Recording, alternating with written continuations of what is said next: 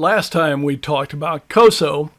Let's talk about some other internal control systems. One thing we want to keep in mind is that we want to have a good audit trail. And that's one important systems level control, just as it is for a manual accounting system as well.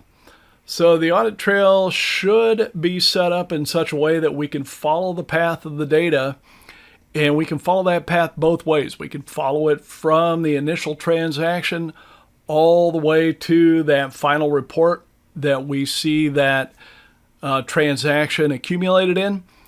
And we can follow that report back to all the transactions that made up each individual line item in that report.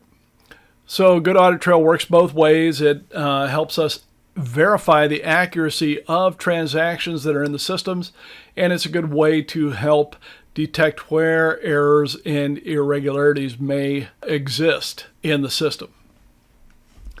All right, so let's move on to Cobit. Cobit is the framework that is put out there by ISACA.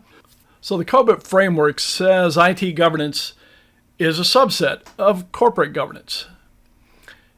And at first blush, you would say, well, that's pretty obvious. But back in the day, it wasn't. And as a matter of fact, a lot of organizations let the IT function more or less run independently from the rest of the processes in the company, which made for, and there was a lot of kind of, we don't know what they do, and we're going to give them whatever budget they need because we need to keep up, right?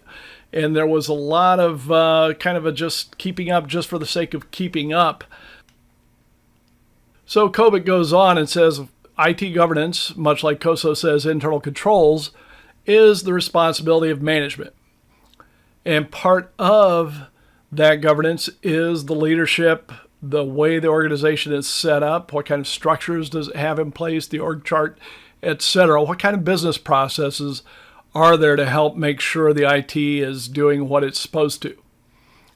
So Cobit technically stands for Control Objectives for Information and Related Technology, and it is a generally accepted framework worldwide. COSO is US-centric, although it is accepted and recognized around the world just because of the international nature of a lot of US firms. Cobit is a truly global framework that is used in many IT organizations worldwide. So in this framework, we're basically saying that governance should evaluate firm objectives, make sure it sets a direction for the decision-making process, and also have good processes in place to monitor what's taking place. And in managing this framework, Cobit uses a life cycle approach. So they look at things through the 4 primary life cycle areas of activities: planning, building, running, and monitoring the IT. So here they've got their kind of overall framework with the key areas and the various objectives that are set up in the Cobit framework. You can see governance up there with direct, evaluate, and monitor, and then the management of the framework through that life cycle: plan, build, run, and monitor down at the bottom. Cobit goes a lot deeper than COSO does with regard to IT. So a lot of companies, and this is where it's important to emphasize, these frameworks are not mutually exclusive. Although in particular Cobit and COSO compete with each other to a certain degree, they can both coexist in organizations and companies that want to get really deep with their IT controls are probably going to implement some portions of Cobit, if not a great majority of it, in conjunction with their overall COSO framework. One of the things about these frameworks is they give us common languages, that 4th point there, that we can point to so that everybody understands the terms, everybody understands what is meant by a particular phrase.